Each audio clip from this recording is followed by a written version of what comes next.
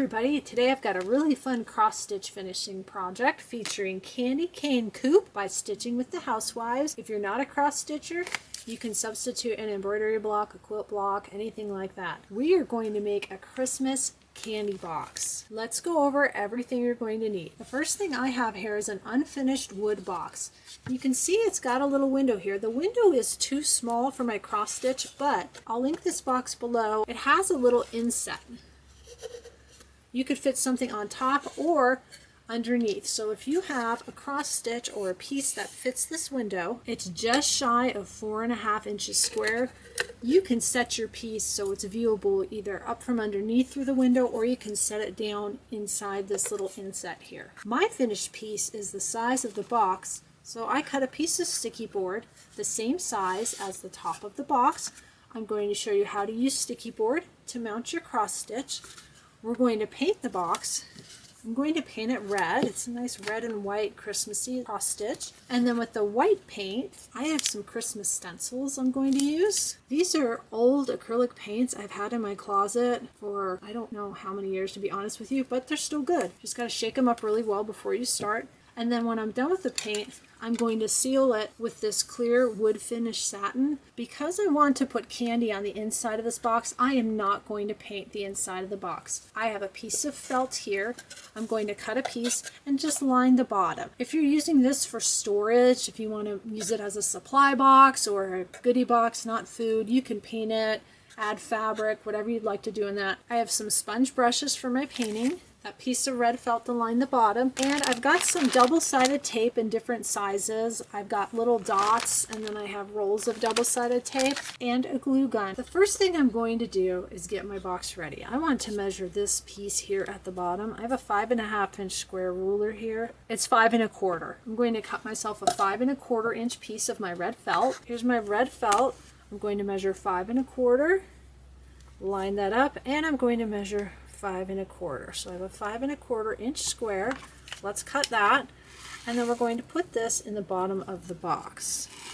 Here's my square. I want to make sure it's going to fit. That looks good. You can attach this with spray adhesive, the glue gun, whatever you have that's handy. I'm going to grab some of my double-sided tape. That'll be a quick way to attach this. This is a 3/4 inch wide finishing tape. I got it at Fat Quarter Shop. Whatever you have handy will work. I'm going to add some to the outside edges. It's double-sided. Probably only need 2 pieces. It's not like the inside of the box is going to get a lot of heavy use. We just want to make sure that this is going to stick on the inside. So we'll peel off the paper part. This is ready to go inside the box. And just press it down. That's all I'm going to do for the inside of this box. The next thing I want to do is paint the box. I've got a little bowl with some water in here, a paper plate to squirt my paint on, and I have a couple of different sponge brushes and paper towel, and I've got this sitting on a cereal box, that way I don't get paint on my nice cutting table. I'm going to squirt some paint onto the paper plate. Looks good. Mixed it up. Wish it had a date on it. Oh, it does. Look at that. 2017. It's still good, folks. I'm going to grab this, and the only thing I have to be careful of is the little latch here, but honestly, if I get paint on it, I really don't care. It's a fun project. Don't worry about it. Don't stress about it. I'm going to keep this closed because I want the red paint on the outside.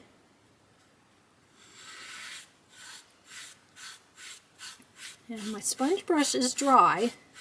You can see as I'm putting the paint on, you can still see the wood grain underneath.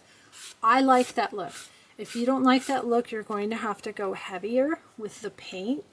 But I like that, and the advantage of this look is it's going to dry really, really fast. And I'm going to be doing the stencils in white, so I want this to dry quickly. Go around, paint the box. See how I painted right over those hinges? I've got my little bowl of water over here, and a big giant cotton swab. Regular Q-tips will work. You can just wipe it off, or honestly, you can leave it.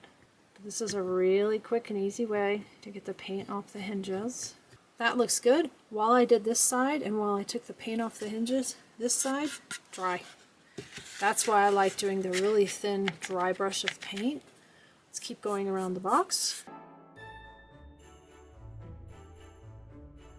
I'm not painting the top because my cross stitch piece is going to go right on top. We're done all the way around. It's dry. I'm going to grab some of the stencils and we'll do some stenciling with the white paint. I bought a set of Christmas stencils. I'm hoping they'll fit. These are all different. I need to go through and decide what I think works well with the piece, and then we can lay them out and we can do the stenciling. I've picked out a handful of some of the what I thought were more kind of generic that look good with the cross stitch piece. We've got an ornament and a snowflake, a wreath, the candy cane, there's a stocking, a Christmas tree, a couple more candy canes, a present, and of course the gingerbread man. Now we're going to work on our stenciling. I think the gingerbread man will fit. He will. These stencils are kind of a tight squeeze. I have some painter's tape here. I want to make sure I get my stencil on and in place, so hopefully he won't move. Add a little bit of tape to hold it down. That looks pretty good. And I'm switching to paper towel instead of the paper plate. You don't want to have too much paint when you stencil or it'll get all icky underneath and it'll look really bad. I'm going to use a makeup brush. I'm going to put some on the makeup brush and see there's a lot of paint and that's too much paint. I'm going to blot it. We want just a little bit of paint. Hold him down the best that I can and just very lightly kind of go over it. It's almost going to look like snow, which is great for this project. So just go around, make sure your paint's not too thick, and just sort of tap it up and down. If you watch videos on YouTube about stenciling, a lot of them use a fancy painter's brush. I don't have anything like that, and I saw one that used a makeup sponge instead, and I thought, well, I have that. That looks pretty good. It looks fairly even. Let's gently peel off our tape. Oh, that looks good. Look at that. Isn't that cute? Wonderful. Let me hold that up closer to the camera. Here's my first stencil. That came out really well. Use a makeup sponge. Fantastic. Let's pick another stencil for the front of the box. How about the snowflake? Let's put the snowflake on the front. I'm going to do the same thing. I'm going to set it in place and I'm going to get some tape and then I'm going to tap. Oh, it's so pretty. I love it. That came out great. This is going to be such a cute little box when it's done. Look at that. Something you can do if you're artistic, and I'm not going to attempt it because I think I'm going to mess it up, is put a little bit of white paint. Just kind of dab it with your brush. It'll make it look like there's snow. I'm just going to go with the stencils today. I'll paint the rest and I'll bring back the box and show you what it looks like. One thing you want to make sure is that this dries before you do the back side if you're going to set it down, because you don't want to get it all nice looking and then set it down on the side and mess it up. So make sure each side is dry before it gets placed on the table or your cardboard.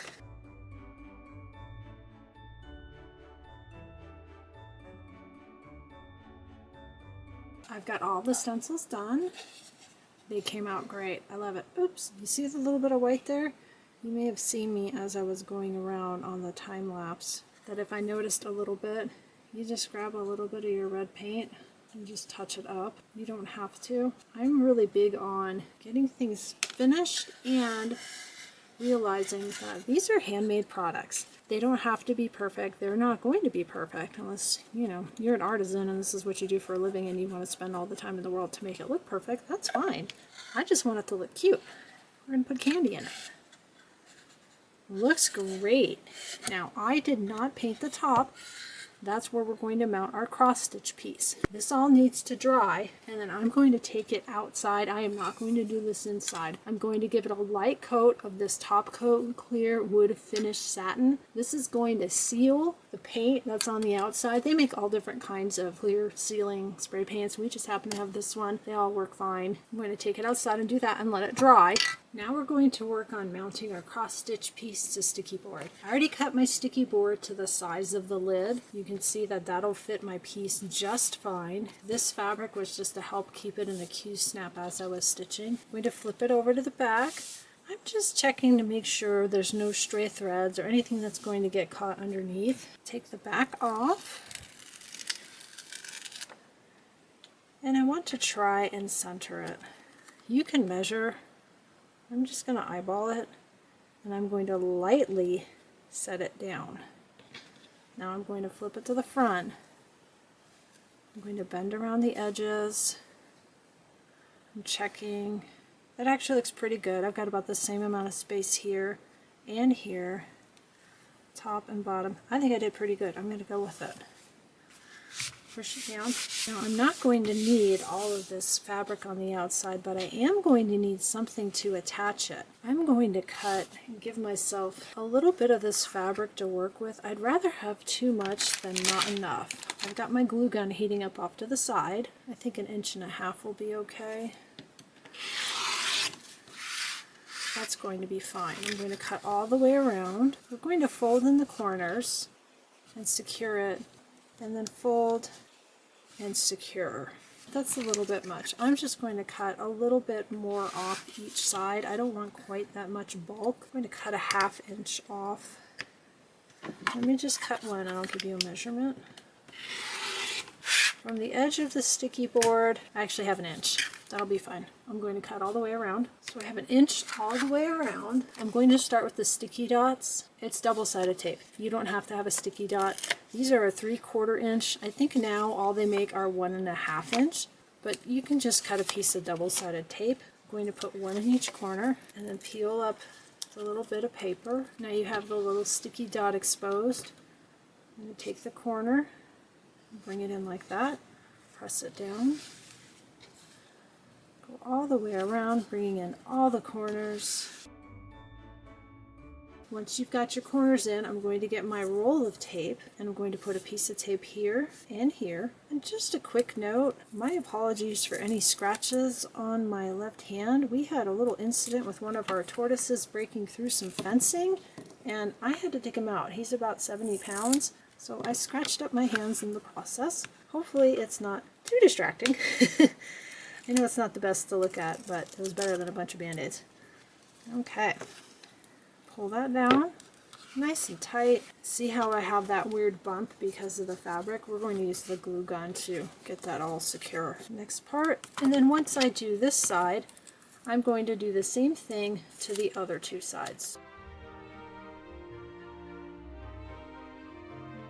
I'm going to grab some finger covers so I don't burn my finger. I'm going to flip it back over to the back. And what I want to do is make these corners a little bit tighter. This is a surebonder high temperature glue gun. Super, super, super hot. I actually just ordered a cooler glue gun to use. I haven't opened it yet though. I'll put some glue there and help bring this in so I get a nice tight corner. That's better. And I'm going to go around and do all the corners. You can take a look at it from the front. Make sure your corners look good. You're happy with the way they look. I'm going to go outside, grab the box. I think the clear coat should be dry by now. I'm in Arizona. It's the middle of December and it's about 75 degrees out. It should be dry. My box is dry. If you wanted to have a high gloss finish, you can get a different kind of spray paint one that's got that nice glossy sheen to it. I'm going to flip it upside down. I cut a piece of felt, a little smaller than I needed, but that's all right. We'll just go with it. I'm going to glue this to the bottom. Now when it's sitting on the counter or a table, it won't scratch. It's got the nice felt on the bottom. I'm going to put our cross stitch piece on. I'm going to be covering this little window. Mine's going to fit right on top. Looks good. The sizing came out really good. I'm going to hot glue it down.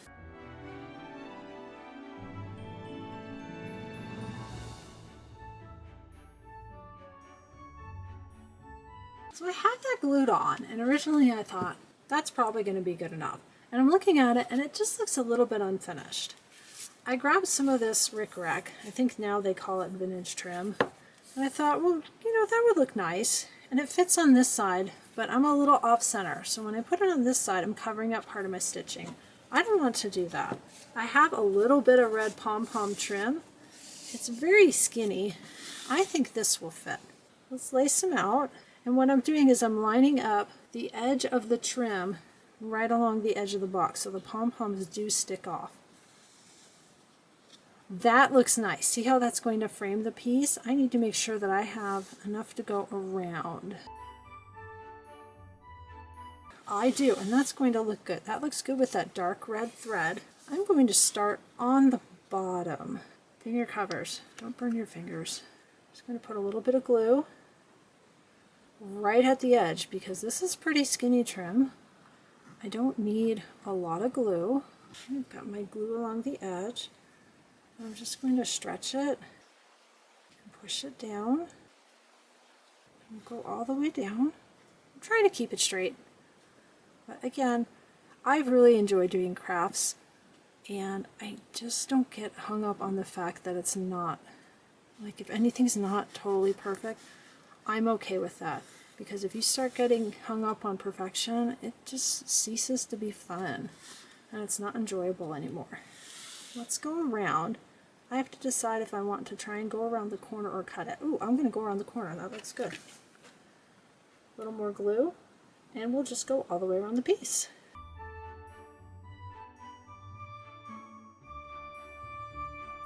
That looks so much better. Look how nice and pretty that is. It's got a nice little frame around it. I love it. The only thing left is to put our candy on the inside. Let's put in some candy. Got some peppermint candies. Little candy canes would work too. I actually intended on doing this project a couple months ago and the little candy canes weren't in the shop yet. So I got these. Ooh, look at that. How fun is that? And then you can close it because this has a latch. You could give this as a gift. You totally fake somebody out if you wrap this and they tried to shake it and figure out what it was and they'd never figure it out. Let's look at all the stencils. I love the way everything looks. The gingerbread, the snowflake. We've got a Christmas tree and a candy cane. A wreath and a present. And an ornament and a stocking. We have our felt on the bottom so it'll lay really nice on the counter. And we've got our beautiful cross stitch on top. Again, this says Candy Cane Coop by Stitching with the Housewives. Now I can actually get into my candy. I've been wanting to eat these candies for a while. Let's look at the inside. See how funny that looks because I have the fabric wrap on there? I'm going to take one more piece of felt and I'm going to add a piece of felt on the inside to line that. Let's live dangerously and see if I can do this with the candy still in the box. I already trimmed my felt. I'm just going to add a little bit of glue on the inside wood piece here. That's much better. Now it looks nice and finished on the inside. Love it. Thank you so much for joining me today, making this really fun cross-stitch finishing project featuring Candy Cane Coop by Stitching with the Housewives. Please be sure to like, subscribe, and share. Comments and questions, please leave them below the video. I hope to bring you more cross-stitch finishing. I'm a little slow with my stitching, so sometimes it takes a while before I have a piece that I can finish. But I also have a lot of machine embroidery, rope crafts, and some quilting on my channel. I hope to work in a little more traditional quilting next year. If there's anything in particular you'd like to see, please leave it below. I will be working on Fat Quarter Shop's Socialites 3, which is a free sew-along that I believe is going to start in February of next year. I'll be posting videos about that on my channel when that gets started. Thank you so much for watching. I hope you enjoyed making this project. I'll see you next time.